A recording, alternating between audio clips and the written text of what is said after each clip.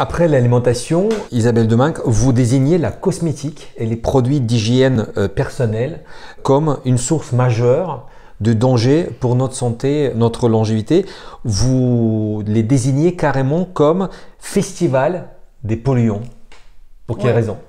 Oh bah parce que c'est des polluants, ce sont des produits dans lesquels on a mis plein de conservateurs, plein d'antibactériens, plein de molécules en fait qui ont toutes des noms barbares, je vous en citerai quelques-unes tout à l'heure, qui sont des perturbateurs endocriniens. Et là, on a un phénomène de pollution qui est différent de le manger, de l'ingestion ou de le respirer, c'est la peau. Donc ça passe sur la peau, en fait on le met sur la peau et la peau, ok, c'est une barrière, c'est vrai que c'est une barrière pour nous, mais pas complètement, notamment parce que du coup en passant par la peau, ça va se diffuser dans notre corps et ça va faire un premier circuit avant d'aller dans le sang et d'être filtré par le foie. Donc c'est une pollution qui est importante, même si ça paraît ridicule parce qu'on se met une noix de crème tous les jours ou un trait de rouge à lèvres. C'est vraiment, si je vous prends certains éléments, j'ai une petite anti-sèche parce que c'est impossible de se rappeler. Par exemple, dans le vernis à ongles, on peut trouver comme polluant, on peut trouver du formaldéhyde, on peut trouver du toluène, on peut trouver les fameux composants perfluorés, des phtalates, des benzophénones. Voilà, dans des déodorants, on va trouver des siloxanes, des benzophénones, du triclosan. Et dans des crèmes hydratantes, on va pouvoir trouver des composants perfluorés, des benzophénones, des BHA, BHT, des parabènes. Tout ça, à part le formaldéhyde, ce sont des perturbateurs endocriniens. Qui ont déjà deux questions qui me viennent à l'esprit. La première, est-ce que toutes les cosmétiques sont concernées? Première chose. Et deuxième chose, tous ces éléments-là que vous avez cités avec les noms imprononçables, ouais, voilà. Est-ce qu'ils ont vraiment des effets néfastes sur notre santé, longévité? Oui, ils ont des effets néfastes. Ils sont interdits progressivement les uns après les autres, donc c'est pas pour rien quand même. Est-ce qu'il y en a dans tous les cosmétiques? Tous ceux qui ne répondent pas à un cahier des charges de label bio, probablement. Probablement, je ne peux pas dire oui à 100% et tant mieux. Pourquoi? Parce que maintenant, ce qui évolue au niveau technologique, c'est l'emballage. On va faire des contenants airless, c'est-à-dire sans air, qui vont permettre de mettre moins de conservateurs, voire pas de conservateurs dans une crème. Voilà. Donc il y a une évolution technologique des emballages qui permet d'enlever certaines de ces molécules et donc il y en ait moins. Voilà. Après, moi, ce boulot de savoir s'il y en a dans tous, je ne peux pas le faire. Je m'appuie sur des applications qui m'aident bien là-dessus. Et les cahiers des charges des labels bio les interdisent, tout simplement. Voilà. Donc pour vous, les cosmétiques qu'on peut acheter, c'est les cosmétiques qui portent un label bio finalement? Alors, les cosmétiques qui portent un label bio à deux conditions. La première condition, c'est que maintenant, toujours pareil, sous l'effet des lobbies, le cahier des charges s'est un petit peu assoupli. Et vous avez dans les labels bio, vous avez deux gammes. Vous avez une gamme qu'on dit naturelle et une gamme qu'on va dire biologique. Donc biologique ou organique et naturelle. Vous, en tant que consommateur, c'est difficile. Vous voyez bio, vous voyez le label, vous dites j'y vais en toute sécurité. Tout à fait. Ça a l'air naturel, voilà. Bio, c'est pas naturel, en fait, ça veut dire qu'il n'y aura pas d'éléments de la pétrochimie. Il n'y aura pas d'éléments de la pétrochimie, donc c'est plutôt pas mal. Mais par exemple, si c'est fait à partir de plantes, ces plantes pourront avoir été cultivées en agriculture conventionnelle et avoir des pesticides. Dans le label biologique, c'est là où c'est le plus gros rempart contre ces polluants. Et après, je vais un cran plus loin. Dans les différents labels bio, vous en avez un qui est largement au-dessus des autres, que voilà, beaucoup de gens connaissent, s'appelle Nature et Progrès. C'est un label en fait. Français? C'est un label français. International aussi? Mais je pense international aussi, mais en France on le trouve beaucoup maintenant grâce à Internet. Pourquoi il est plus protecteur que les autres? Parce qu'il a énormément d'exigences pour les fabricants, non seulement pour eux, le produit, mais aussi pour tout l'environnement, pour la manière dont les gens travaillent, pour la manière dont tout va être recyclé sur la terre, etc. Et finalement, quand vous lisez les étiquettes, vous vous apercevez que dans les produits Nature et Progrès, les étiquettes sont très courtes. Et ça, c'est une protection. Voilà, c'est l'autre élément qui nous protège. C'est-à-dire que dans le bio aussi, il y a du marketing, bien sûr. Et que si vous prenez un produit bio, et que vous voyez une étiquette à rallonge, que vous ne comprenez pas évidemment, parce qu'on est tous incapables de la comprendre, bon sens, on repose le produit et on va en prendre un autre sur lequel l'étiquette sera plus courte. Voilà. Et Nature et Progrès, ils ont en général des étiquettes très courtes. Quand vous parlez label Nature et Progrès, est-ce que les gros industriels les ont adoptés, ces trois labels même, Nature, Bio et le troisième, donc le... Alors, Nature et Progrès, c'est un Nature et label, Progrès. en général, c'est plutôt des toutes petites entreprises, des artisans, etc., des petits fabricants. Les labels bio, vous allez les retrouver sous l'appellation Cosmos ou Cosme Bio, avec toujours ces deux niveaux, naturel et biologique. Même chez Et les là- gros industriels, mais même chez Ah les oui, et multinationales. là, vous pouvez avoir dans les multinationales une gamme bio. Et s'ils veulent être labellisés bio, ils sont obligés de répondre à ce cahier des charges et ils se font contrôler. Donc voilà, donc vous verrez, en France, qu'on va trouver essentiellement, ça va être Cosmos ou Cosme Bio. Et à vous de voir s'il s'agit bien de naturel ou biologique. Voilà. Il y a d'autres marques qu'on peut trouver, mais qui sont plutôt des marques anglaises ou des marques allemandes, donc BDIH ou Soil, par Ça, exemple. c'est les certifications, là, on parle certification. Non, c'est des labels bio. Des labels bio. Mais ils seront maintenant, il y a une uniformité quand même au niveau européen qui est Cosmos. Donc Cosmos va regrouper aussi bien l'ancien label français qui était Cosme Bio, D'accord. que le label plus anglais qui s'appelle Soil, ou que le label plus allemand qui s'appelle BDIH, etc. Mais vous aurez marqué par exemple BDIH, puis vous reconnaîtrez le label Cosmos. Et après, il faut aller un cran plus loin pour voir est-ce que c'est naturel ou est-ce que c'est biologique. Ça, c'est pas écrit en gros en général. Et de préférence, il faut aller chercher biologique. Bah, tant qu'à faire, voilà, ouais, le biologique. Après, il y a une autre manière de se protéger. Il y a une autre manière de se protéger, c'est de faire le tri dans ce qu'on utilise. C'est-à-dire? Eh ben alors ça, on peut faire le tri avec des applications. Par exemple, il y en a plusieurs. Il y a Yuka, il y a NC Beauty, il y a Quel Produit.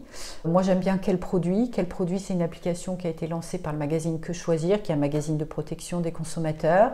Il est gratuit, entièrement gratuit. Soit vous scannez votre code barre, soit vous rentrez le nom du produit que vous cherchez.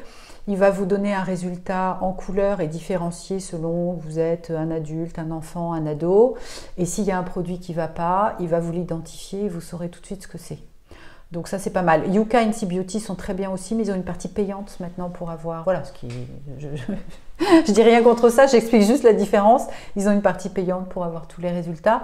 Mais ça vous aide à faire le tri. Quels sont les produits cosmétiques qui pourraient être le plus nocifs pour notre corps, pour notre santé, longévité donc, en lien, j'imagine toujours, avec les perturbateurs endocriniens? Oui, c'est ceux qui vont rester sur la peau, c'est-à-dire les crèmes hydratantes pour le visage, pour le corps, le fond de teint. Voilà, donc ça, c'est vraiment des produits sur lesquels il faut faire évoluer ses habitudes. C'est des produits dont on a besoin a priori, donc là, il faut vraiment les acheter bio.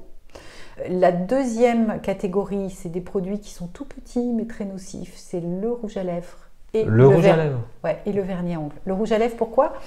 Parce qu'en fait, on en met un petit peu. Il y a plein de choses il y a plein de choses nocives dans le rouge à lèvres. Et en fait, on humidifie sans arrêt sa bouche. Et donc, ça passe directement dans la bouche. Et avant d'être filtré par le foie, ça va faire tout un tour dans notre organisme. Parce que ça passe par toutes les petits vaisseaux sanguins qu'on a et qui absorbent ça sous la langue, ouais, juste là, là où il n'y a l'entrée aucune de la protection, sous l'entrée de la bouche. Ben, la première protection, on ne l'a pas à ce niveau-là. Donc c'est pour ça que c'est petit mais nocif. Donc le rouge à lèvres, vraiment, essayez de faire changer des habitudes là-dessus. Et le vernis à ongles, pourquoi? Alors tout simplement parce qu'on pense que parce qu'on le met sur l'ongle, ça ne rentre pas chez nous. En fait, si, ça va rentrer par le côté, par la peau. Et puis surtout, quand vous le mettez, vous l'inhalez. Donc c'est une deuxième voie de pollution. Voilà. Et donc ça, les vernis à ongles, c'est un ramassis de polluants. Mais la bonne nouvelle, c'est que là, il y a plein de gammes qui ont sorti ce qu'ils appellent des for free. Donc 400. C'est-à-dire qu'ils ont enlevé les principales molécules polluantes. Et ça, vous le trouvez en marketing. C'est marqué for free ou sans polluants, etc. C'est-à-dire, c'est marqué quoi? For comme le chiffre 4 et 4. free comme libre. For free, c'est-à-dire libre de 4 éléments en fait. Oui, des 4 éléments les plus polluants. Les plus polluants. Ouais. Et est-ce que encore une fois, les industriels dans la grande distribution, enfin ce qu'on retrouve dans la grande distribution, est-ce qu'aujourd'hui eux, ils vont sur cette tendance-là? Oui, tous, bah, bien sûr, parce que c'est un gros marketing et parce qu'il y a un marché. Ils vont toutes les grandes marques maintenant vous proposent des produits comme ça, bien sûr. D'accord. Voilà. Alors sur les marques, si je peux juste dire quelque chose, des fois moi j'ai le réflexe de gens qui me disent « Ah mais moi je prends des crèmes d'une grande marque, d'une marque de luxe. » Tout à fait. Eh bien oui, mais ce n'est pas protecteur pour autant. Si cette marque, si ce que la personne a acheté n'est pas labellisé bio, Peut-être que sa crème est très agréable, très hydratante et sent très bon, mais pour autant, elle peut avoir aussi énormément de molécules polluantes dedans. J'aimerais comprendre comment le contact quotidien avec les cosmétiques et les produits d'hygiène personnelle peut provoquer des maladies. Quel genre de maladies? À travers quelles molécules? Est-ce que c'est les mêmes qu'il y a dans la nourriture ailleurs ou c'est En pas... partie, pas toujours, mais il y a des phtalates. Il y a des phtalates, on en a parlé. Il y a alors, les phtalates, c'est dans les contenants alimentaires, c'est dans la pollution de l'air intérieur. Il y a des composants perfluorés dans certains cosmétiques. Il y a des pesticides, si c'est fait à partir de produits végétaux qui ne sont pas labellisés bio. Et puis après, vous avez d'autres choses. Il y a des conservateurs, il y a des filtres anti-UV. Il y a des antibactériens, voilà, c'est d'autres sortes de molécules qui, elles aussi, ont une action de perturbation endocrinienne, c'est-à-dire qu'à un moment ou un autre, elles vont empêcher notre système hormonal de bien fonctionner. Voilà. Après, les études précises sur telle molécule provoque telle chose, on est incapable de dire ça précisément. Elle participe à cette espèce de chimie ambiante dans laquelle on baigne. Donc, cet fameux effet cocktail qui fait qu'on a beaucoup on est trop exposé à ces perturbateurs endocriniens. Donc voilà, donc c'est une des raisons en fait de prévention, je dirais, de changer ses habitudes pour éviter d'être imprégné par cette voie-là, qui encore une fois est la voie cutanée, qui n'a pas accès directement tout de suite à notre foie, qui est quand même un tout petit peu dans notre organisme le seul rempart un peu anti-pollution qu'on ait. On a parlé des cosmétiques, on n'a pas parlé de produits d'hygiène de tous les jours, shampoing, adoucissant, savon de bain. Est-ce qu'il y a un danger?